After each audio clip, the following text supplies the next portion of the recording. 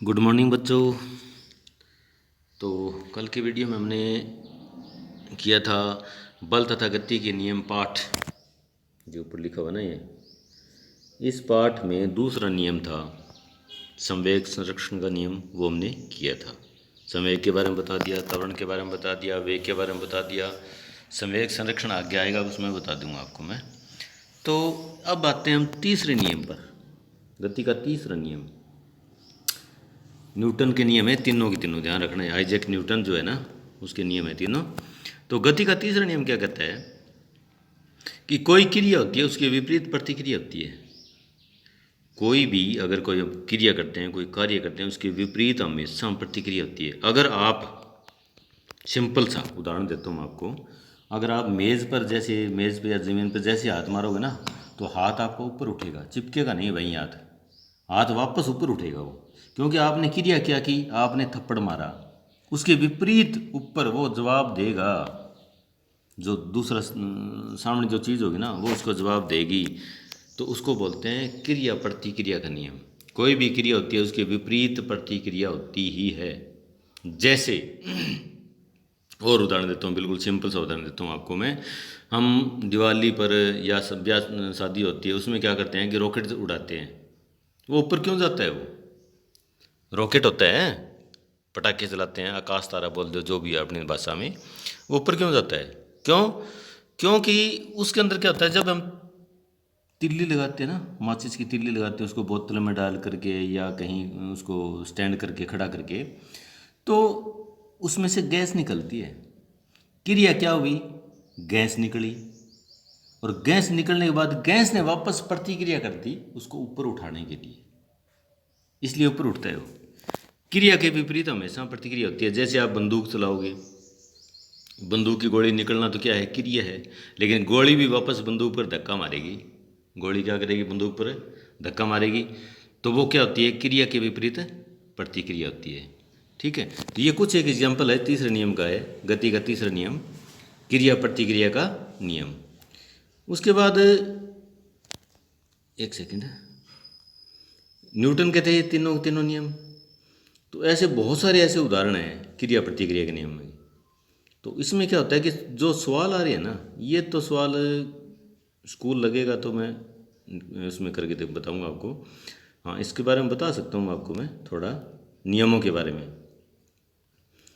तो एक सेकंड में देखता हूँ, तृतीय नियम में आ गया गति का। अब देखो यहाँ पर ये एक एग्जाम्पल दिया हुआ है, यहाँ ये तुल्ला है, ये उल्टा कर रखे है। यहाँ तो क्या बांध दिया इसने, एक तुल्ला, अपने साइंस रूम में तो पड़ी है बहुत सारी, आपने देखी भी होगी। ये जो खेतों में या अपने वज़न नोट करते हैं, नरमा है, रुई, कपास, जो भी है, उसको उल्टा इस साइड में देखो। यहाँ तो ये है, इस साइड में क्या है, बीच में आपस में जो है ना, बीच का जहाँ वज़न लटकाते हैं, वो बीच में ये है, बीच में इनको आपस में कर दिया, खींचते हैं। तो जितना जैसे हमने खींचेंगे तो 5 किलो ये दिखाएगा, तो 5 ये दिखाएगा, क्योंकि इस पर लगाया गया बल तो क्रिया है, इस पर जो होगा वो प्रतिक्रिया होगी। ठीक है। हाँ, तो ये बहुत सारे एग्जाम्पल हैं ऐसे, क्रिया विपरीत प्रतिक्रिया होती है। जैसे गुब्बारा है, उदाहरण के तौर पर गुब्बारा ले लो। आपने गुब्बारा फुला लिया, हवा भर दी, और गुब्बारे को अचानक आप छोड़ दो, तो वो ऊपर उड़ेगा। ऊपर क्यों जा रहा है? वो हवा निकलेगी, ऊपर जाएगा वो। क्यों? क्योंकि उसके अंदर हवा जो है वो बाहर निकलना तो क्रिया होगी, और हवा दोबारा उस पर दबाव डालेगी, वापस धक्का मारेगी ये, तो वो क्या है? प्रतिक्रिया है। इसी प्रकार जैसे आप पाइप, पानी की पाइप पकड़ रखी आपने, तो अचानक पाइप छोड़ देते हो ना, तो पाइप पीछे की तरफ धक्का मारती है, पीछे तरफ। ऐसे सांप की तरह बहुत ज़्यादा प्रेशर हो ना, तो सांप की तरह पीछे जाती है वो। क्यों? क्योंकि पानी का निकलना तो क्या हो गया? क्रिया होगी, और वो पानी जो है ना वापस पाइप पर धक्का देगा, उसको कहते हैं प्रतिक्रिया। तो ये तीसरा नियम है क्रिया प्रतिक्रिया का नियम। जितना मतलब कोई वस्तु क्रिया करती है, उसके विपरीत उतनी ही प्रतिक्रिया होती है। इसी क्रिया प्रतिक्रिया के नियम से हम चलते हैं। हमारे चलने के कारण, वैसे तो घर्षण है, ठीक है, इसके साथ ये नियम भी लग जाता है। घर्षण क्यों है कि अगर घर्षण है तो तभी हम चल पा रहे हैं, वरना हम फिसल के गिर जाते, घर्षण नहीं होता तो। लेकिन क्रिया प्रतिक्रिया नियम यह है कि हम क्या करते हैं कि पैरों को, धरती को पीछे की तरफ धकेलते हैं, तो धरती हमें आगे की तरफ धक्का देती है। हमारा पैरों के द्वारा धरती को धकेलना तो क्रिया होगी, और धरती हमें क्या करती है, उसकी प्रतिक्रिया करती है, तो हमें आगे की तरफ धकेलती है, तो हम चल पाते हैं। तो इससे संबंधित क्वेश्चन भी आपके सामने आएंगे। तो शायद मैं क्वेश्चन ही करा देता हूँ आपको। ये बंदूक है, जैसे ये नाव देखो आप, ये एग्जाम्पल एक और बता देता हूँ आपको मैं। ये एग्जाम्पल है, ये बंदा चाहे कहीं हो, नाव में खड़ा है ये, ठीक है, ये बाहर कूद रहा है ये नाव से, तो बाहर कूद, एक बार तो नाव नीचे जाएगी, लेकिन इस पैर से ना, इस पैर से ये धक्का दे रही है नाव को बाहर कूदने के लिए, नीचे दबाव लगेगा, लेकिन नाव क्या करेगी, इसके विपरीत धक्का देगी ऊपर की तरफ और इसको बाहर फेंक देगी। क्रिया प्रतिक्रिया का नियम यही है। ये बंदूक के एग्जाम्पल भी ऊपर दे रखे हैं। बंदूक क्या करती है, अगर आप बंदूक चलाओगे ना तो कंधा भी टूट सकता है। क्यों? क्योंकि गोली का जो बल होता है बहुत ज़्यादा होता है। कंधे पर रखे बंदूक चलाते हैं ना, या पिस्टल चलाते हैं, पिस्तौल चलाते हैं, तो उसमें क्या है, गोली की जो वेग निकलने की जो वेग गति जो होती है बहुत ज़्यादा होती है, उतना ही ज़्यादा विपरीत लगेगा वो तो हमारा कंधा भी टूट सकता है अगर हमें जानकारी नहीं है। ठीक है, तो ये है क्रिया प्रतिक्रिया का नियम। अब संवेग संरक्षण। संवेग मैंने आपको बताया था, संवेग क्या होता है, P बराबर mv, द्रव्यमान गुणा वेग को हम कहते हैं संवेग। संरक्षण कहता है कि संरक्षण का मतलब ये होता है, जैसे ऊर्जा संरक्षण नियम था, ऊर्जा न तो नष्ट कर सकते हैं, न ऊर्जा को उत्पन्न कर सकते, ऊर्जा संरक्षित रहती है। इसी प्रकार संवेग जो होता है ना, संवेग वो भी संरक्षित रहता है, न इसको खत्म कर सकते, न उत्पन्न कर सकते, कम ज़्यादा हो सकता है ये।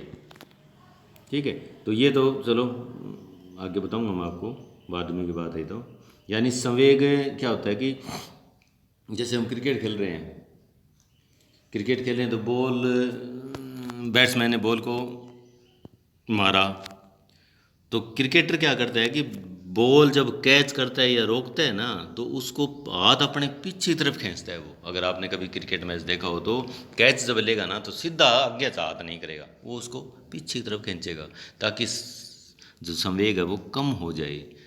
यानी कहने का मतलब उसकी गति कम हो जाए, या उसका द्रव्यमान तो कम नहीं हो सकता, द्रव्यमान तो उतना, गति कम हो जाएगी, तो गति कम होगी तो संवेग कम हो जाएगा।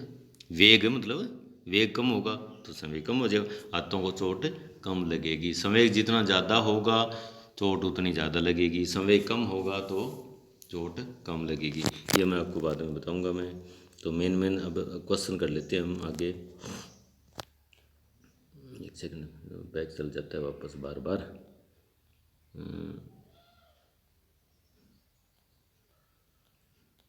और रखना एक बार ये सवाल हैं, सवाल तो आप मैंने फार्मूले बता दिए सारे, वो ही दिखा रखे हैं, ये तीसरा नियम दिखा रखे हैं, ये सारे के सारे। ये सवाल आ गया अपने पास। पहला क्वेश्चन ये कहता है, यदि क्रिया और सदैव प्रतिक्रिया के बराबर है तो स्पष्ट कीजिए कि घोड़ा गाड़ी को कैसे खींच पाता है। बात ठीक है, क्रिया प्रतिक्रिया के बराबर है तो घोड़ा क्या करता है, गाड़ी को कैसे खींचेगा। घोड़ा क्या करेगा, अपने पैरों से जमीन को धकेलेगा।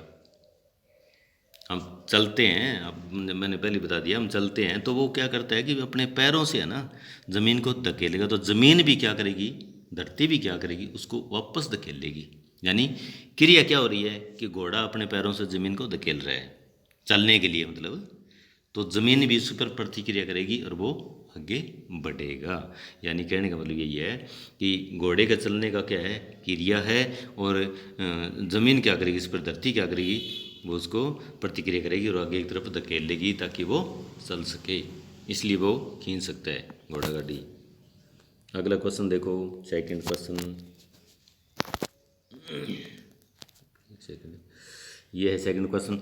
एक अग्निशमन कर्मचारी को तीव्र गति से बहुतायत मात्रा में पानी फेंकने वाली रबड़ की नली को पकड़ने में कठिनाई क्यों होती है, स्पष्ट कीजिए।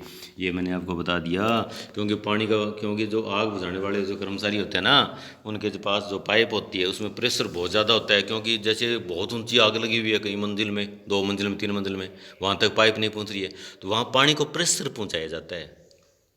तो कहते हैं उसको पकड़ने में कठिनाई क्यों होती है, बस बात वही, भी पानी निकलेगा तो क्रिया है, और पानी वापस धक्का मारेगा पाइप को, उसको कहते हैं प्रतिक्रिया। तो उसको पकड़ने में बहुत ज़्यादा मुश्किल होती है। अगर आप घर में बहुत ज़्यादा प्रेशर है ना, पाइप, अगर आपने घर में नल है, बहुत ज़्यादा पानी आ रहा है प्रेशर से, आप उसमें वो पाइप लगाना, छोटी सी पतली सी पाइप, वो लगा करके और आंगन में छोड़ देना, फिर देखना वो नाच डांस करेगी वो। क्यों?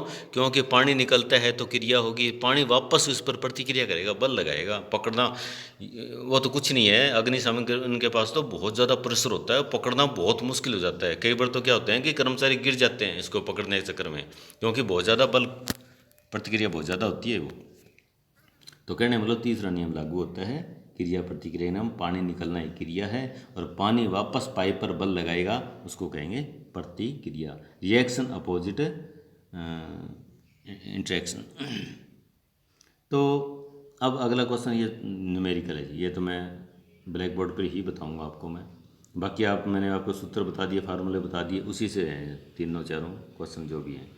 तीसरा चौथा ये क्वेश्चन सवाल है इस पर, क्योंकि इस पर नहीं बता सकता। संवेग संरक्षण यही है, वो मैंने अभी बताया आपको।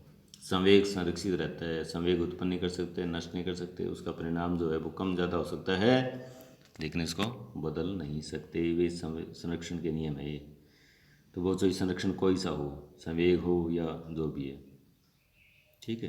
तो ये अपना लेसन पूरा हो गया अपना, ठीक है। इसमें सवाल कोशिश करूँगा मैं आपको समझाने का।